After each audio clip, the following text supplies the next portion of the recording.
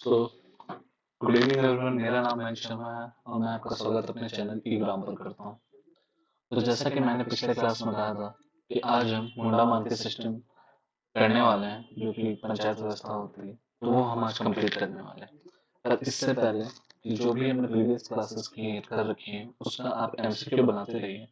और मैं हो सकता है कि शाम में लाइव हूँ और लाइव में ही सारे एमसीक्यू करवाते चलूंगा, तो जो भी बच्चे जुड़ना चाहते हैं आप लाइव जुड़ के सारे एमसीक्यू को कवर कर सकते हैं। तो चलिए, मुंडा मान की शासन व्यवस्था क्या होता है। तो मुंडा मान की शासन व्यवस्था जो होता है वो हो जनजाति की होती है। किस जनजाति की होती है?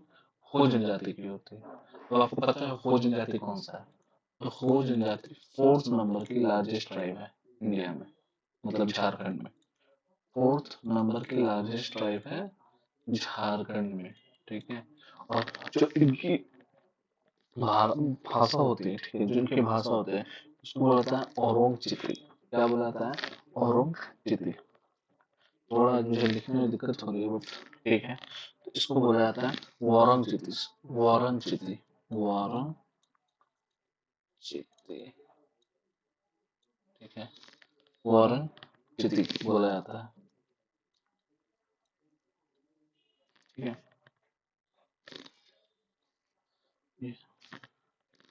और लिखने में थोड़ी प्रॉब्लम आ रही है, सेटअप सही नहीं बैठा, नहीं, ठीक है, हम सही कर लेंगे।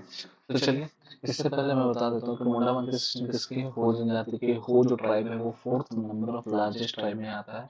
ये कैसा ट्राइब है? ये प्रोटो एस्ट्रोलॉइड टाइप है, ठीक है। ये प्रोटो एस्ट्रोलॉइड टाइप है, ये याद कर लीजिएगा, ठीक। अब ये सारी चीजें आपने याद ही कर ली हैं।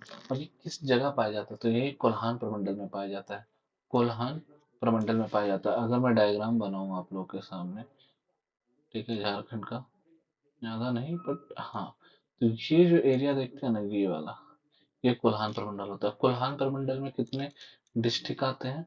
तो कोल्हान प्रमंडल में आपके आते हैं 3 डिस्ट्रिक्ट। सरायकेला खरसावां, दूसरा क्या आता है? दूसरा आपका आता है ईस्ट सिंहभूम, और चौथा तीसरा आता है वेस्ट सिंहभूम। बस 3 डिस्ट्रिक्ट आते हैं आपके, किसमें? आपके आते हैं कोल्हान प्रमंडल में। तो चलिए, अब हम लोग इसके अंदर में आते हैं कि मुंडा मान की शासन व्यवस्था कितने स्तर पे होती है। तो ये 2 स्तर पे होती है। पहला होता है ग्राम, दूसरा होता है आपका पीढ़। तो जो ग्राम होता है वो ना अपना स्वशासन में रखते हैं। ये एक छोटी इकाई है और वो प्रथम श्रेणी के रूप में माना जाता है। ये पहला सभा होता है जहाँ पे सामाजिक, सांस्कृतिक और नैतिक सिद्धांतों का रूप से पालन किया जाता है। दूसरी बात है, जब ये जब ये चीजों को किया जाता है तो इसमें 4 लोग मेन होते हैं: मुंडा, डकुआ, देउरी और यात्रा देउरी। अगर मैं बोलूं कि ये मुंडा से क्यों इम्पोर्टेंट है, ये जो आप याद कीजिएगा ना, तो मुंडा मान के तो आप देखिए कि इनका भी जो थोड़ा मोड़ा देखा जाए तो ये मुंडा से प्रभावित होता है। तो जो हो जनजाति के गांव के प्रधान होते हैं वो कौन होते हैं? मुंडा होते हैं। कौन होते हैं हो जनजाति के प्रधान? होते हैं मुंडा। और ये वंशानुगत होता है। वंशानुगत मतलब कि हायरार्किकल होता है। बाप बनेगा, फिर उसका बेटा बनेगा, फिर उसका बाप का पोता बनेगा, तो मतलब दादाजी का पोता बनेगा। तो ये ऐसे मतलब हायरार्की वे में चलता है। और जो प्राकृतिक संसाधन जितने भी गांव में है उनका स्वामित्व का जानकारी इनका रखना कर्तव्य है। अगर इनको नहीं पता है तो क्या ये मुखिया बनेंगे? तो मुखिया को ये सारी चीजों के बारे में जानकारी रहनी चाहिए।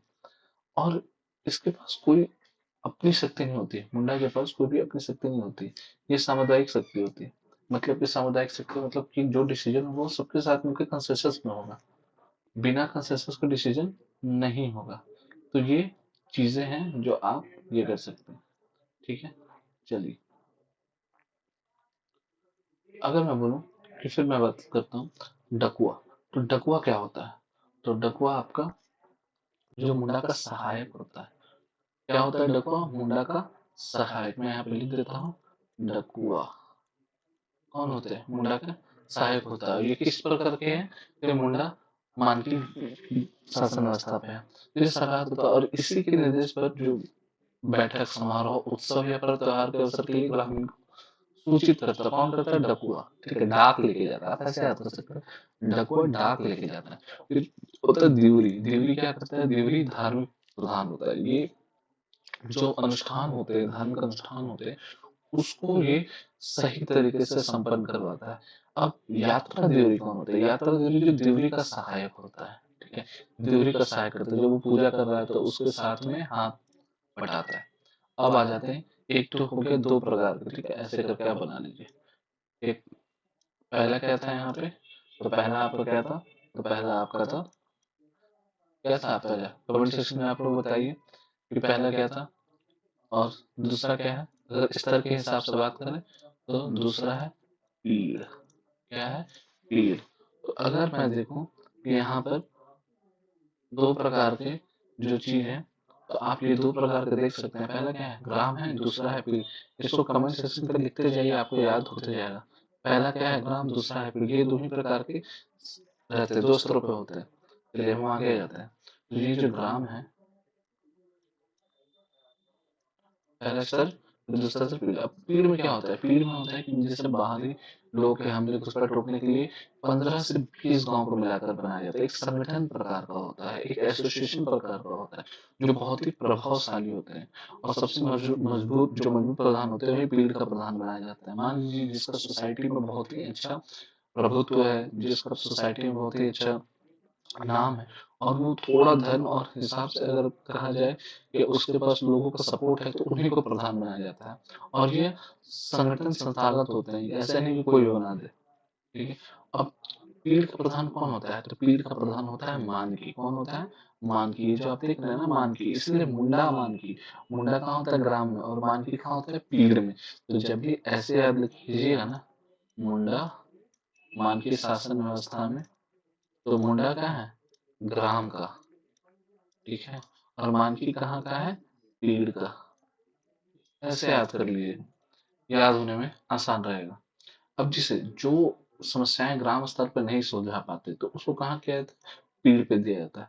और देखिए सबसे बड़ी बात है कि ये जो मुंडा मानकी होते हैं, इनको कोई वित्तीय प्रधान नहीं है, ये पैसे नहीं दे सकते किसी से भी। इनको सामुदायिक, अगर समुदाय को पता चले कि अच्छा सेवा दे रहे हैं, तो उनको सम्मान दिया जाता है और कुछ सामान भी दे दिया जाता है व्यापार करने हेतु। तो ये होता है मुंडा मानकी का। आगे बढ़ते हैं। अगर हम देखें कि जब अंग्रेज आ रहे थे 1760, इसमें लिखने का तो औचित्य नहीं था, बट आप याद कर लीजिए, जब 1760 में अंग्रेज का प्रभाव कोल्हान क्षेत्र में बढ़ने लगा था, तो बहुत सारी दमनकारी नीति लाए। 1830 1832 में आपने सुना ही था, कोल विद्रोह। कोल विद्रोह हुआ था। तो कोल विद्रोह किसने किया था? हो जनजातियों को उग्र स्वरूप देखा गया था, और इन्हीं लड़ाका कोल का संज्ञा दिया गया था। लड़ाका क्यों? क्योंकि ये रुकते नहीं थे हमला करने के बाद, ये लड़ते रहते थे। और जब ये लड़ते रहते थे तो इनसे सब डरते रहते थे। अब कोल के विद्रोह के परिणाम के स्वरूप क्या हुआ? साउथ वेस्ट फ्रंटियर एजेंसी घोषित कर दिया, और जो कैप्टन विल्किंसन थे, इनको अंग्रेजी का एजेंट बनाया गया और इस क्षेत्र में भेजा गया, और इन्हीं को विल्किंसन बाबू बोला जाता था कोल लोगों के द्वारा। और लास्ट में जो 1837 में विल्किंसन रूल बना यहाँ, तो ठीक है, कहाँ बना रूल? तो south west frontier, south west में है। तो ये जो आपका मैप बनाते हैं झारखंड का, तो यहाँ पर, ठीक है, ये वाले एरिया में। अब विल्किंसन रूल का क्या था? तो यह रूल एक तरह का अंग्रेजों और इस क्षेत्र के जनजातियों के बीच समझौता था। देखिए कोई भी रूल बनेगा तो एक समझौते के तौर पे बनेगा, क्योंकि दमनकारी नीति आप कितना भी बना लीजिए, वहाँ के जो लोकल लोग रहेंगे वो उसके अपोजिट में अपोज करेंगे, और जब अपोज करेंगे तो आपको एक नेगोशिएशन नीति लाना पड़ेगा, एक समझौता होना पड़ेगा। तो वही समझौता विल्किंसन रूल के तहत हुआ, ठीक है। अब क्या क्या बदलाव थे? विल्किंसन रूल आके मुंडा वाकई, अब यही विल्किंसन रूल था, वही आगे जाकर के मुंडा मान की शासन व्यवस्था के लिए प्रसिद्ध हुआ। अब जो विल्किंसन रूल थे, इसमें कितने थे? इसमें 32 प्रावधान थे। कितने थे? 32 प्रावधान थे। और इसको बाद में क्या दे दिया, जो हो जनजाति वहां रहते, तो Kolhan government state, Kolhan government state के नाम से दी गई। मैं जो बोल रहा हूँ उसको आप अपने कॉपी पे लिखते जाइए, बहुत ही इंपॉर्टेंट चीज है ये। अब विल्किंसन रूल के होने के बाद हो जनजाति के जीवन और शासन व्यवस्था बहुत प्रभावित हुआ। मतलब कोल्हान क्षेत्र में जो भी अपना मुंडा को अपना गांव का राजा घोषित कर दिया, चलिए आप राजा हैं, और मुंडा मानकी को जैसे कि पहले वंशानुगत होता था, उसी के तरीके से ये भी वंशानुगत कर दिया गया। हर मतलब मुंडा के अपने घर में, अपने प्रत्येक हल के लिए 8 आना कर, अगर मान लीजिए कि वो हल करे, तो 8 आना का कर रूप में वसूलने की जिम्मेदारी दी कि आप 8 आना कर वसूल सकते हैं। अगर मान लीजिए कि अगर कहीं पे भी लड़ाई हुआ, कुछ निपटारा करना है, तो उसमें 8 रुपए ये लेते थे। और प्रत्येक कर में वसूले गए प्रत्येक कर में प्रत्येक 1 रुपए में 12 आने के हिसाब से मानकी के पास जमा होता था। तो आप समझ रहे हैं ये एक प्रकार का मतलब कैसा कहें, यहाँ से नीचे से पैसा लिया जा रहा है और ऊपर कर का पैसा दिया जा रहा है। तो एक तरीके से देखा जाए कि ये बिल्कुल मतलब जैसा अब हो रहा है वैसा पहले भी होता था। और पहले थोड़ा दमनकारी नीति से होता था। पहले किस चीज का किसी को जवाब नहीं देना होता था, जवाबदेही नहीं थी। अंग्रेज अपने हिसाब से कर उठाते थे। अब मुंडा द्वारा जमा किए गए कर को अंग्रेज अपने सरकारी खजाने में जमा करने की जिम्मेदारी सॉरी मानकी को देगा। अब देखिए, अब अगर मैं हायरार्की बनाता हूँ, ठीक है, हायरार्की अगर मैं बनाता हूँ तो सबसे नीचे ग्राम स्तर पे कौन थे, ग्राम, ठीक है, और ऊपर कौन था, पीड़। पीड़ में कौन हीरो है, मानकी हीरो है। तो अब अगर ये लोगों से पैसा ले रहे हैं, ठीक है, ये लोगों से मान लीजिए पैसा ले रहे हैं, तो ये किसको देंगे, मानकी को देंगे। और मानकी एट द एंड में किसको देगा, तो मानकी एट द एंड में अंग्रेज को देगा, ठीक है, अंग्रेज को देगा, अंग्रेज को देगा, इंग्लिश। और ये अपने खाते में जमा करते जाएंगे। तो आप देख रहे हैं ये बिल्कुल, अगर आप मतलब आप समझिए कि ये किसी हो लोगों के लिए नहीं किया गया था, ये अपने कर को ही वसूलने के लिए किया गया था, क्योंकि उस हिसाब से तो ये मेहनताना मेहनत नहीं करवा सकते। और इसी रूप में देखा जाए तो परिश्रम के तौर पे जो वसूले गए राजस्व का 16% मुंडा रखता था, ठीक है। क्यों, क्योंकि मुंडा ही तो ग्राउंड रियलिटी पे जाके पैसा लेता था। और 10% मानकी को लेता था, क्योंकि मानकी को क्या था, पैसा को जमा करवाना था, कहाँ करवाना था, अंग्रेजों के पास। तो मानकी को अपने अधीनस्थ रखने के लिए मुंडा के जमा मतलब ये तो दे दिया जाता था। इसी में तहसीलदार जो आप पद देखते हैं उसका सृजित किया गया। अब उस राजस्व को वसूली के लिए मान को क्या बना दिया, उसका सहयोगी बना दिया कि आप देखिए कि आप सहयोगी कर रहे हैं, आप ठीक से जमा कर पा रहे हैं कि नहीं कर पा रहे हैं। और अगर मान लीजिए दंड के रुपए में मिले राशि को जो डकुआ था वो प्रश्न मतलब उसको मेहनताना के तौर पर दिया जाता था। और आधी राशि जो विकास कार्य में दिया जाता था। मान लीजिए कोई दंड आपको किसी को मिला हो, कोई भी गांव के व्यक्ति को, तो उसके जो आधी राशि थी वो डकुआ को दे दिया, तो इसलिए ये तो बताया कहाँ हल्ला हो रहा है, कौन बदमाशी कर रहा है, ये तो चलो प्रश्न के तौर पे इसको दे दिया जाए। बट जो आधा पैसा होता था वो गांव के विकास के लिए, चलो गांव का भी तो विकास होना चाहिए। ठीक है, ग्राम सभा को निचली अदालत का दर्जा दिया गया। जो ग्राम सभा आज हम भी पंचायत राज सिस्टम में देखते हैं, जो ग्राम सभा होता है, आर्टिकल में आपको बोलो 243 में आता है, तो आप आर्टिकल लिख सकते हैं ग्राम सभा 243 में। अगर पंचायत सिस्टम में हम देखें तो ये कौन से अमेंडमेंट एक्ट में आया, तो ये 73 अमेंडमेंट एक्ट में आया पंचायत सिस्टम। अगर मैं बोलूँ पंचायत सिस्टम आपका किस पार्ट में है, तो पार्ट है आपका 9 और शेड्यूल है आपका कितना, 11। ये पार्ट है और शेड्यूल है 11। तो आप ऐसे याद कर सकते हैं बिना देरी किए। अब देखिए, मुंडा और मानकी को अपने क्षेत्र का पुलिस घोषित कर दिया गया। ये अपने अपने हिसाब से क्षेत्र में कानून और शांति बनाए रखते थे। देखिए, 300 के रुपए से अगर ऊपर अपराध होते थे ना, तो वो कोल्हान अधीक्षक को देने की जिम्मेदारी दी गई थी। मान लीजिए 300 रुपए से ज्यादा किसी ने जमीन पे हेरा फेरी कर दी या फिर कुछ कत्ल हो गया, तो वो कोल्हान अधीक्षक को दिया जाता था उसकी जानकारी। और मुंडा मानकी के अधिकारों कर्तव्यों का दर्ज के हुक्मनामा कहा गया। जो भी उनका अधिकारी कर्तव्य था उनको क्या दिया गया, हुक्मनामा दिया गया।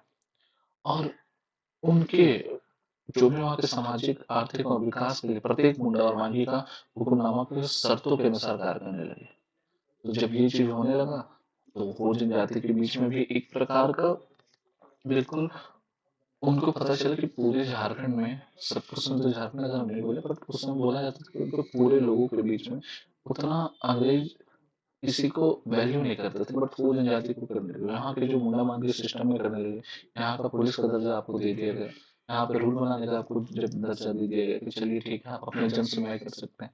तो ये जान के इनको लगा कि नहीं, अब तो हम अपने हिसाब से यहाँ पर सुव्यवस्थित हो रहे हैं।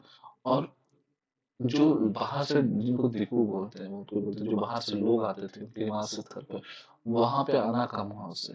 ये जो मेन जो घुसपैठ और भूमि कब्जे से बहुत परेशान थे, ये कम हुआ। लेकिन पूरी तौर पे तो ये भी तो अंग्रेजों से परेशान थे। तो ये तो हो गया आपका मुंडा मानकी सिस्टम। आज मैं आपको जो भी ये देख रहे हैं, जो इसका एमसीक्यू करना चाहते हैं, हो जनजाति का लाइव में, तो आप कमेंट सेक्शन में लिखिए कि हाँ हमें एमसीक्यू करना है लाइव में, तो मैं जरूर से जरूर एमसीक्यू करवाऊंगा आज शाम में। तो मैं देखूंगा कि कितने लोग आ सकते हैं इस सीरीज में। तो चलिए इस सेशन को यहीं एंड करते हैं और आपसे विदा लेते हैं, शाम में मिलते हैं। धन्यवाद।